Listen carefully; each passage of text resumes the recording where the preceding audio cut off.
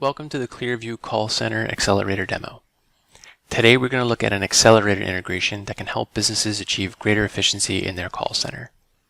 Some of the goals of the Accelerator, which we'll see shortly, were to provide call center representatives with a streamlined view about the caller and potential reasons for the call, quick access to the supporting data features to handle most common calls, making use of the representative's time through flexible suggestions and alternate tasks, reduce time spent for training on multiple complex legacy systems for new users being onboarded, and provide a quick way to document questions and actions taken throughout the call. The Accelerator integration relies on capabilities of your existing call center application and other data sources. The version we are going to look at today is a demo which is disconnected from a specific call center implementation. The Accelerator typically targets high-volume calls in order to streamline handling of issues towards first call resolution. Therefore, the Accelerator typically only has a subset of the data and features supported in the full call center application. And it's a common approach that there are scenarios that wouldn't be handled in the Accelerator and the user would be redirected to the call center application. I'm going to go ahead and select one of the test members. This is where your telephony system screen pop would kick off the process. The user is first presented with a verification form that guides them on confirming the caller's identity based on the information on file. These fields can be changed, and optionally the system can create a service request or ticket in your call center application to track failure or success. After verification, the Accelerator presents the user with 4 or 5 areas of information. You may have noticed an alert popped up that was dismissed. This is another area meant to display information that may affect how the representative handles the call. For example, a repeat caller calling in or an employee calling in.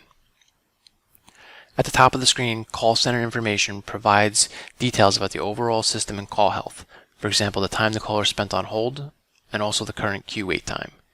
System messages can be displayed to the representative as well to make them aware of other potential system issues and protocols on how to handle them in a call. Member information, along with other members on the contract, is there to provide a consolidated overview of the most pertinent information about the contract. Again, the Accelerator tries to solve the high volume calls, so not every piece of information will be part of the Accelerator. Notifications and suggestions appear on the right side of the application and provide the user with 2 things. First would be insight into the state of the member's records. These can provide clues as to why the caller is reaching out and will make the representative more knowledgeable to the caller. In our example, we can see the user has a few recent claims, one of which is denied. Accessing that panel will bring up the supporting data behind that notification metric. In this case, we can see basic claim information, and the representative can review with the caller, and if appropriate, can choose to submit the reprocess of that claim on the call.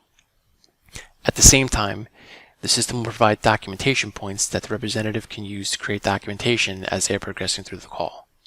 As an example, if we were to switch to the total claims notification panel, we see that there's multiple claims, some which are denied, some which have been paid. Note that the amount paid is a link. This can be clicked to start the documentation process. If the call was related to more than just confirming the paid amounts, another documentation point exists at the bottom of the screen to capture an additional detail. Second area we want to look at is suggestions. These are provided to provide the representative to help tailor the call. In this implementation, the suggestions colored in red are strongly suggested to be discussed with the caller after handling their initial issue.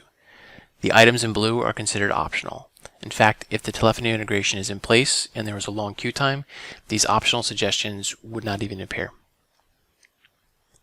Moving on to actions, these provide a place where the representative can do something for the member. One example is a member ID card request, kind of a fire and forget, since there's not much information needed. Another more interesting example is the enrollment calculator.